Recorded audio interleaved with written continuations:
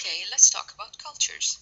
I would like to refer you to recording 1 and 2 of context. In recording 3 here, I'm talking about can we change context?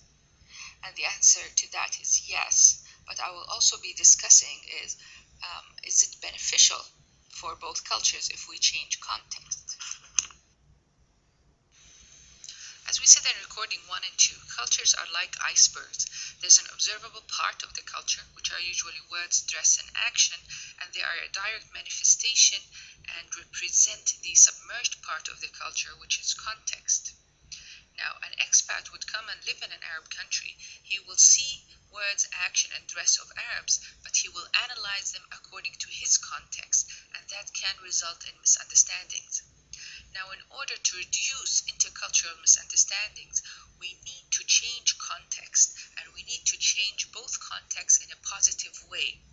A positive way would result that Omar and Bill would see each other's words, action, and dress in a way that truly represents each other's intentions.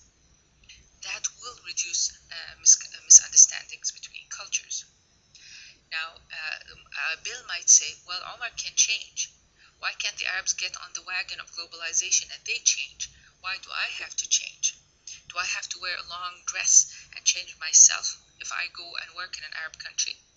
Now, this is a fair question, and I can answer that if we take down this interaction to the interpersonal level. For example, Bill can be living in the same culture with Sam, and he needs to work with him. They share some part of the context because they work in the same culture, but there are also differences in their context and how they view each other's words, action, and dress, and this is related to the personal dimension of their context. So Bill, let's say, he's goal-oriented, and so his words, action, and dress are all put out in a way that is purposeful. I need to get the job done. I don't want to waste too much time, is kind of an attitude. Sam, on the other hand, his words, action, and dress are put out from a context that is socially oriented or people-oriented. He's not trying to waste time. From his context, it is important to have personal interactions in a way that I need to spend time, 5 minutes with small talk and feeling comfortable with each other, joking, developing the proper atmosphere, and then we get down to business. And so Bill's context might misinterpret the words, action, and dress of Sam. But if Bill starts to understand the intention of Sam, his intention is not to waste time or make Bill waste his time, but his intention is to have a more productive relationship, and this is the way he does it. And so if Bill starts to accommodate that and then change his context of how he views Sam, and then changes his output, his words, action, and dress in a way that accommodates Sam, so he starts spending these 5 minutes of small talk, and he slows down the pace and throws in a few jokes while they're working and so on, then the end result would be that they will have a better interaction that will result in the job well done. And so if we take this back now to the cultures, the Arab culture are the same as Sam.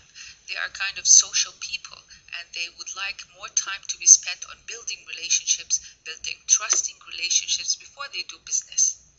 Now, if Bill can understand that context through which words, action, and dress of Omar come from, then he can try to change his output, his words, action, and dress in a way that will be understood in a more favorable way by Omar.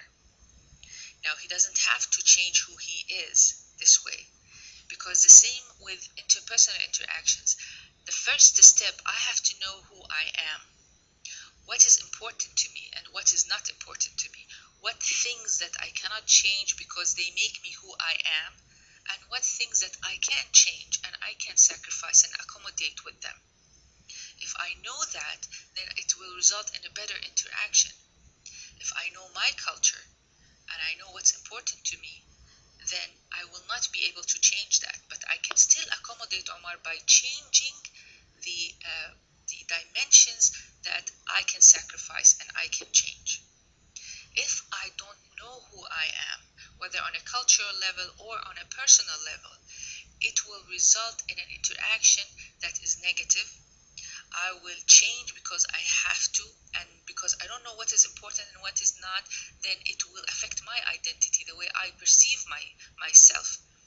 And then that bad feeling that I have, or that guilt, or that negativity that I have inside, I will direct it towards the other culture, or on an interpersonal level, I will direct it towards the other person, and I will blame them for it, and I will view that person or that culture in a more negative way. It's not because I have changed, it's because I didn't know how to change. I changed in a way that changed who I am, because I didn't know who I am to begin with. So this is very important when we deal with cultures. This is an advantage when dealing with cultures. It challenges me to know who I am first.